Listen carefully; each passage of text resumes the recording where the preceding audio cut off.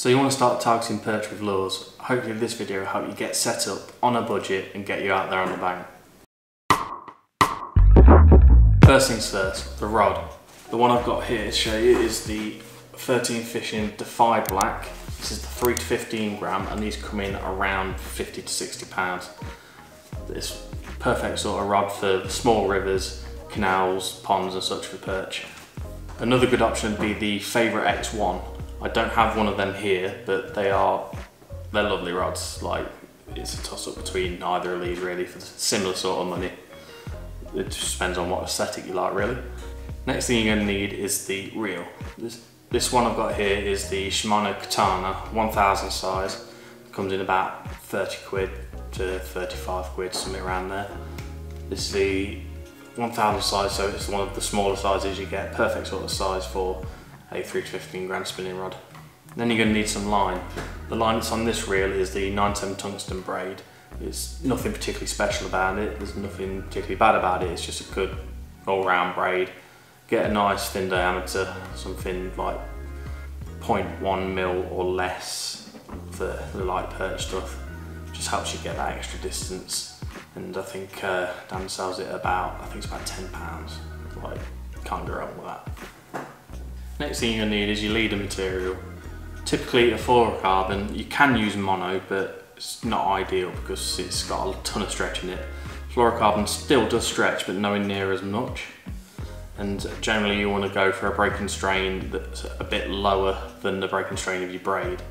That way, if you do get snagged and you break off, you've got a better chance of it breaking off at the knot at the hook, rather than breaking the knot at the braid where it joins to the fluorocarbon.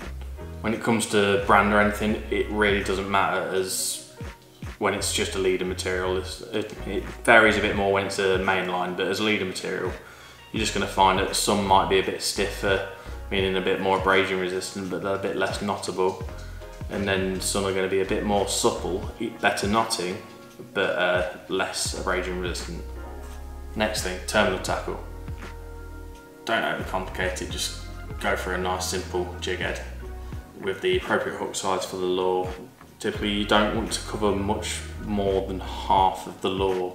Depending on the shape as well, some of them you might want even less of a hook, so you've got more of a tail. If you go too far through it, you're just going to impede the action of the lure and it's not going to do its job very well. So these are a size 4. These work well with the 3 lures I'm going to show you. Like, you could go smaller actually on one of them you'd probably want a size 6. But yeah, jig head.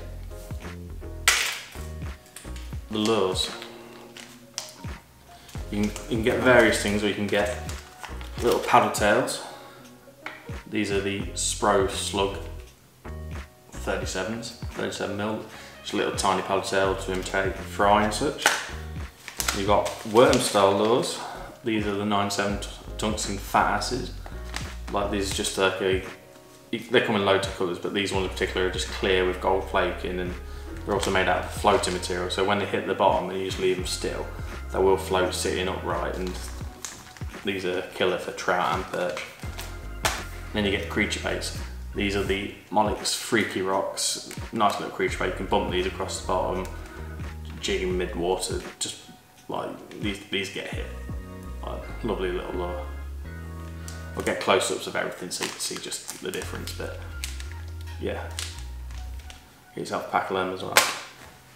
Right, those are all the key things you need for a combo, so get your kit together, get out there, get on the bank and get some perch landed. See you in the next one.